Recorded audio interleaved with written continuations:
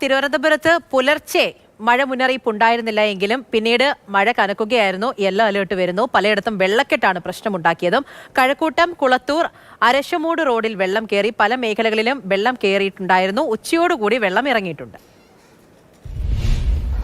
Kazhakkoottam techno പാർക്കിന് സമീപത്തുള്ള തമ്പുരാൻ മുക്ക് റോഡാണിത്. കഴിഞ്ഞ കുറച്ച് നാൾ മുമ്പ് ഇവിടുത്തെ പ്രശ്നമെന്ന് പറയുന്നത് ഇവിടെ റോഡില്ലായിരുന്നു. 8 വർഷക്കാലമായി ഇവിടെ റോഡ് പണി നിലച്ചു കിടക്കുകയായിരുന്നു. അതുകൊണ്ട് തന്നെ മുഴുവൻ ചെളിക്കെട്ടും ഒക്കെയായിരുന്നു. ആ വാർത്ത നമ്മൾ ചെയ്തതാണ്. പക്ഷേ ഇന്നത്തെ ഇവിടുത്തെ പ്രശ്നമെന്ന് പറയുന്നത് ഒരു ചെറിയ മഴ പെയ്താൽ പോലും വെള്ളക്കെട്ട് രൂപപ്പെടുന്ന ഒരു അവസ്ഥയാണ് തമ്പുരാൻ മുക്കിലുള്ളത്. കാരണം ഇവിടെ റോഡ് പണി ചെയ്ത് ഇന്റർലോക്കൊക്കെ ഇട്ട് മനോഹരമായ റോഡ് തന്നെ ഈ തമ്പുരാൻ മുക്ക് ഭാഗത്ത് നിർമ്മിക്കുകയും ചെയ്തു. പക്ഷേ ഇവിടെ എത്തുന്ന വെള്ളം ഒലിച്ചു പോകുന്നതിന് വേണ്ടി ഒരു ഓട പോലും ഇവിടെ നിർമ്മിച്ചിട്ടില്ല എന്നുള്ളതാണ് നാട്ടുകാരുടെ പരാതി.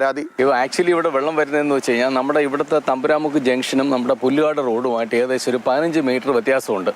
മഴ പെയ്യുമ്പോഴത്തേക്ക് പുല്ലുകാട് റോഡിൽ നിന്ന് വരുന്ന വെള്ളം നേരെ ഈ നമ്മുടെ ഈ സംസം ഹോട്ടലിൻ്റെ ഫ്രണ്ടിൽ വഴി നേരെ ഇവിടെ വരുന്നത്. ഭൂരിഭാഗം വെള്ളം അവിടെ നിന്നാണ് വരുന്നത്. ഇത് പൂർണ്ണമായിട്ട് പരിഹരിക്കണമെങ്കിൽ ഒരു പരിധി വരെ പരിഹരിക്കാം.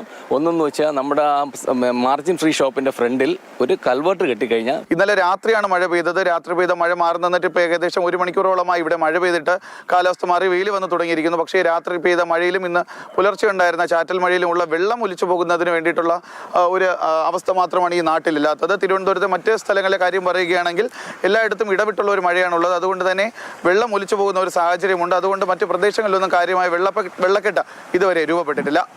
രതീഷ് വെൺപകലിനൊപ്പം ജിബിൻ JB, മാതൃഭൂമി ന്യൂസ്, തിരുവനന്തപുരം.